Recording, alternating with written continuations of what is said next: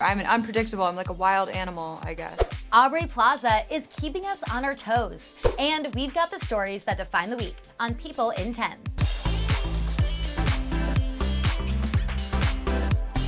I'm Andrea Belke, bringing you everything you need to know about pop culture right now. We've got 10 minutes, so let's dive right in with the first 5, starting with the passing of a beloved icon. In this week's People, Olivia Newton-John is being remembered by her friends as an angel on earth who personified grace and goodness. The actress's death this week comes 5 years after she announced her battle with metastatic breast cancer. She was best known for her starring role in 1978's Grease. Sandy? Tell me about it, stud. In a touching memorial to his co-star, John Travolta said Olivia made all of our lives so much better. He signed it, "You're Danny, you're John." Other stars recalled Olivia's love and light, and some even shared their own musical tributes. Oh, 'cause we devote them to you.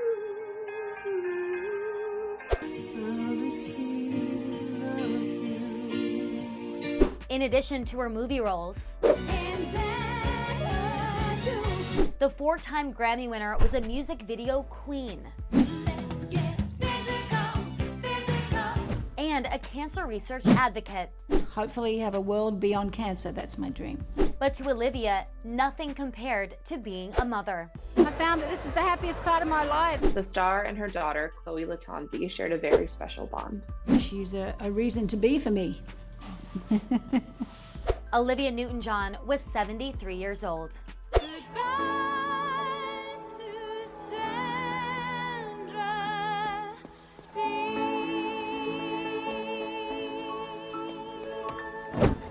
We are learning more about actress Anne Heche's fiery car crash on Friday. After Anne drove her Mini Cooper into a Los Angeles home, a rep tells us she was in extremely critical condition.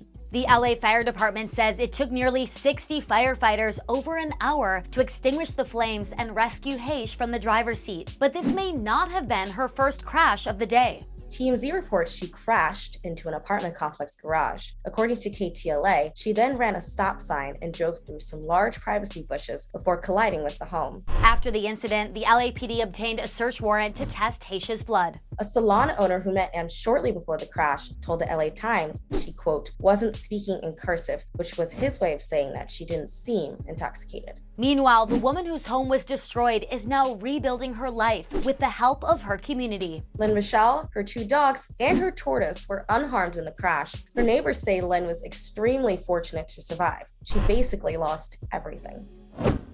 Moving on to news that Pete Davidson has been seeking trauma therapy since April due to online harassment from Kanye West. Amid Pete's split from Kim Kardashian over the weekend, an insider tells People that the attention and negativity from Kim's ex has been a trigger for Pete. But a source close to Kim tells us Pete's therapy played no role in their breakup, adding that Kim does not tolerate this type of behavior from Kanye. Britney Spears is calling out her ex Kevin Federline for revealing their 2 sons don't want to see her. The pop star and her husband Sam Asghari also took issue with Kevin criticizing her nearly nude online posts. This as Demi Lovato gets a fresh start in a new relationship with a fellow musician, which a source tells People is really happy and healthy. And are those wedding bells that we hear for Taika Waititi and Rita Ora? Reports are swirling that they wed in London, while NBA star Tobias Harris married his true love in New York, and Real Housewife Teresa Giudice said "I do" in, of course, New Jersey. I'm happy in my life. I'm all about love, love, love. Before jetting off to a private fairy tale honeymoon, the reality star tied the knot with Louis Roulas in front of over 200 guests, including fellow housewives from across Bravo franchises. Notably missing were Teresa's brother and sister-in-law Joe and Melissa Gorga, with a source revealing a blowout just days before the wedding caused them to stay home. But Teresa's 4 daughters were on hand to celebrate their mom as bridesmaids. Next up, the posts you've been loving this week. Priyanka Chopra is making the most of summer. First, a Pinterest-ready outdoor breakfast with her nearest and dearest. Then, yes girl, gotta take care of that hair. And to cap it off, a dip in the pool with hubby Nick Jonas and baby Multi Marie. What a day. Shawn Mendes turned 24 this week and gave his fans a birthday treat in the form of some shirtless thirst traps. This, while his ex, Camila Cabello, is also enjoying some fun in the sun. fun, even swimming with some sea lions. So cute. Chrissy Teigen gave fans a glimpse of her baby on the way and created a meme at the same time, captioning a recent sonogram, "Me hearing the FBI raided Mar-a-Lago," a reference to Monday's FBI search of former President Trump's Florida compound.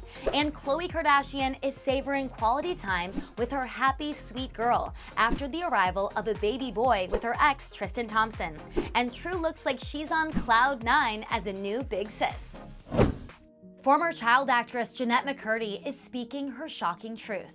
My life nor this book can be reduced to a headline. In her new memoir, the iCarly star opens up about the trauma of childhood fame. It really leads to stunted personal development. And the abuse she suffered at the hands of her mother. She lived vicariously through me. Jennette claims her mother, who died from cancer in 2013, would encourage her anorexia and would even give her exams in the shower up until she turned 17. I absolutely felt violated. She also says her mother didn't intervene when she was served alcohol by an authority figure at Nickelodeon. After the 2014 cancellation of Sam and Cat, which also starred Ariana Grande, she says Nickelodeon offered her $300,000 in hush money. Her iCarly co-star Miranda Cosgrove has said that despite their close relationship, she had no idea what her friend was going through at the time. Now, let's move on to some screen time. I'm so excited to be joined now by Aubrey Plaza. Her new movie, Emily the Criminal, is out in theaters tomorrow. Emily, yo, let me hook you up. Monsieur driver license. In the next hour, you will make 200 cash, but you will have to do something illegal. Thank you so much for joining me. For these final 5 minutes of the show, I'm gonna ask you 5 questions. For question number 1, you have to give me 1 answer. For question number 2, you have to give me 2 answers, and so on. Let's get started. First up, Emily the Criminal follows your character, Emily, who, desperate for income, takes a shady job and finds herself seduced by the world of black market capitalism. Emily struggles to find a job because of her minor criminal record. I need a real job, just to pay my loans. And as the title of the movie suggests, she is defined by one word, criminal. If your closest friends and family were defining you by one word, what would it be and why? Unpredictable. I think just like Emily in the movie, I always am making decisions and hard left turns when nobody expects it, and I'm constantly having to explain why I'm doing what I'm doing. I'm unpredictable. I'm like a wild animal, I guess. Did you learn anything about yourself while filming this? It was a hard shoot. It required a lot of physical stamina, mental stamina. It was tough. Emily, the character, is so tough, and she kind of overcomes so many obstacles that it does seep into your real life, and I think I carry that with me after the film. None of this is safe, but if you listen to exactly what I say, you'll be fine. It takes a lot to get into the mind of a criminal. So when you got this role, what are 2 things you did to prepare to get into this mindset? 1, worked with a dialect coach to get that Jersey accent.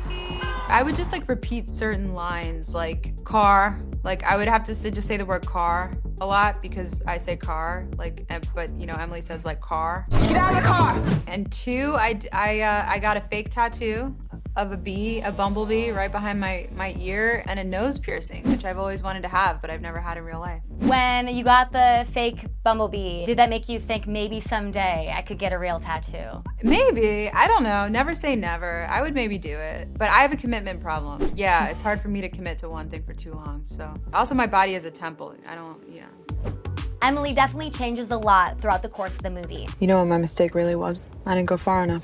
What are 3 changes or additions that you've made to your life over the last few years that have had a lasting impact? Change my habits sometimes. Sometimes I just go full no coffee, just go off coffee, but then sometimes I go back. I make changes, but then I go back. That's my problem. I have windows of time where I'll just say you know what? I'm gonna go to bed at 11 o'clock every night. This is all boring stuff. You know what? I'm not gonna take from anybody. But again, I just go back and forth about it. Emily's new job is definitely a thrill-seeking, adrenaline-filled one. What are 4 things that you've done or continuously do that give you a rush? Working on movies gives me a rush, especially when I'm doing something where I'm the lead, where you work every day and you work 13 hours a day and you get kind of addicted to this schedule where you don't sleep a lot. Yeah, it's an adrenaline rush to work on a movie, and you do it for 5 weeks straight and then you come down off it and try to shake it off, and then you do it all over again. Batting cages. I like hitting balls. That gives me a rush. I did that recently. I like to smash softballs. That gives me a rush. Stunt driving. I've been doing some more stunt driving. Again, this is work related, but getting behind the wheel, driving fast. Swimming in the ocean, you know, but in cold water, actually, I'll say that. I've gotten into cold water swimming. There's nothing like that. Resets your nervous system and just snaps you out of whatever hangover you're dealing with. And finally, what are 5 words to describe your new movie, Emily the Criminal? Intense, suspenseful, romantic, cathartic, and liberating.